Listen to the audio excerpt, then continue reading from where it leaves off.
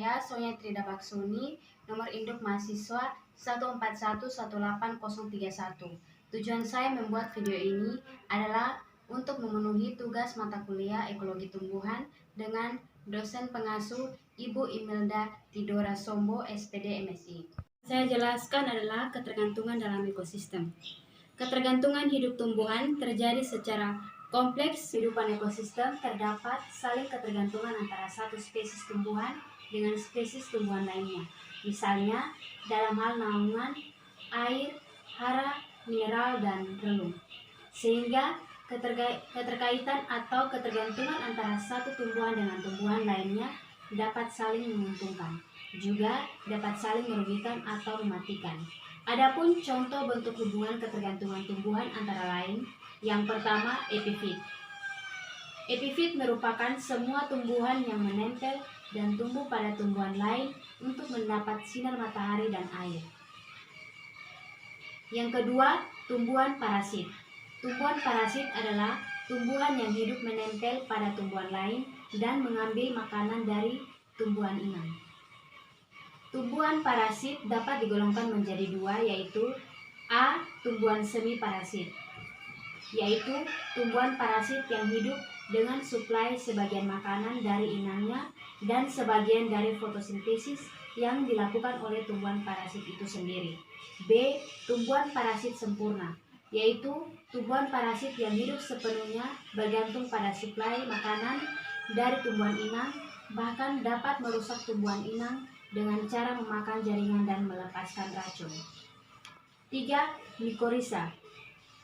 Mikorizа merupakan bentuk hubungan simbiosis mutualisme antara cendawan dengan perakaran tumbuhan.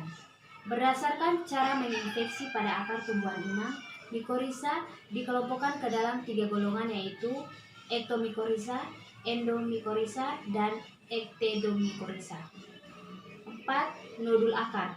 Nodul akar atau bintil akar adalah bentuk simbiosis mutualisme antara bakteri Rhizobium spp dengan akar tumbuhan. Rhizobium adalah bakteri yang memiliki kemampuan menambat nitrogen dari udara dalam proses yang disebut fiksasi biologis. 5. Tumbuhan pencekik. Tumbuhan pencekik adalah spesies tumbuhan yang pada awalnya hidup sebagai epifit pada suatu pohon setelah akar-akarnya mencapai tanah dan dapat hidup sendiri, bahkan dapat membunuh pohon tempat bertumbuh. Yang keenam, liana. Liana merupakan spesies tumbuhan merambat. Tumbuhan ini memiliki batang yang tidak beraturan dan lemah sehingga tidak mampu mendukung takjuknya. Yang ketujuh, hewan hutan atau satwa liar. Hewan hutan atau satwa liar merupakan bagian yang tidak dapat dipisahkan dengan masyarakat tumbuhan. Hewan tersebut selain sebagai konsumen untuk sumber makanannya, juga menggunakan tumbuhan untuk tempat beraktivitas, khususnya hewan arboreal, misalnya monyet, tupai, siamang, dan lain-lain. Selanjutnya, interaksi tumbuhan dalam ekosistem. Dalam suatu ekosistem, berbagai jenis tumbuhan dan organisme lain hidup bersama-sama dan saling berinteraksi.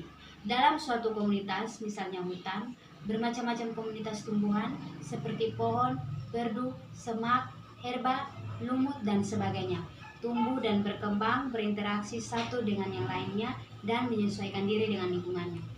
Handel 1996 menyebutkan bahwa interaksi tumbuhan yang terjadi adalah interaksi A. Antara tumbuhan dengan tumbuhan lain yang terdapat dalam satu komunitasnya atau intraspesifik asosiasi. B. Antara tumbuh-tumbuhan dengan hewan atau interspesifik asosiasi. C. Antara tumbuh-tumbuhan dengan organisme mikrobiota. Iya. Macam-macam interaksi tumbuhan dengan makhluk hidup lainnya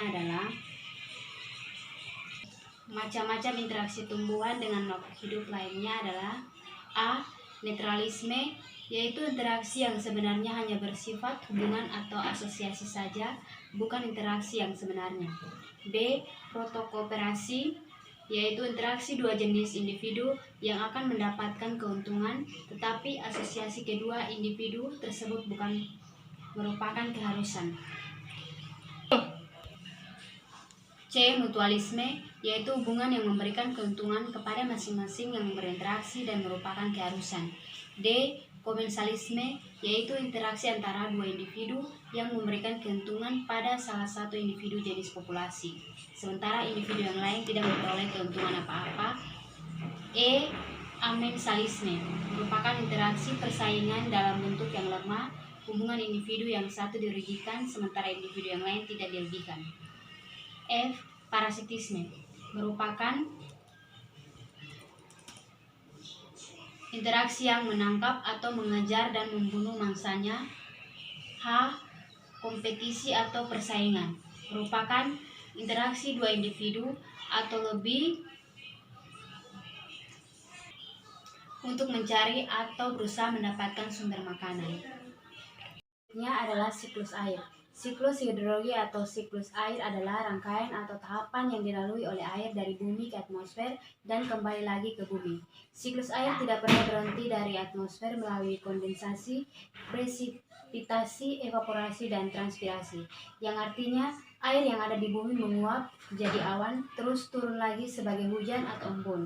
Hal itulah yang menyebabkan volume air di bumi itu relatif sama dari tahun ke tahun.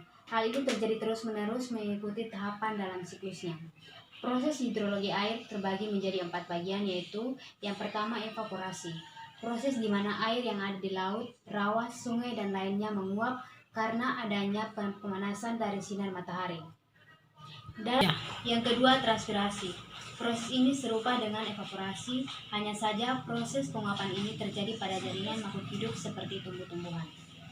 Yang ketiga kondensasi. Proses di mana berubahnya uap air di atmosfer menjadi partikel es yang sangat kecil di suhu yang rendah. Yang keempat, presipitasi. Ketika terlalu banyak air yang terkondensasi, maka tetesan air di awan akan menjadi besar dan berat untuk menahan di udara sehingga jatuh sebagai hujan, salju, atau hujan es.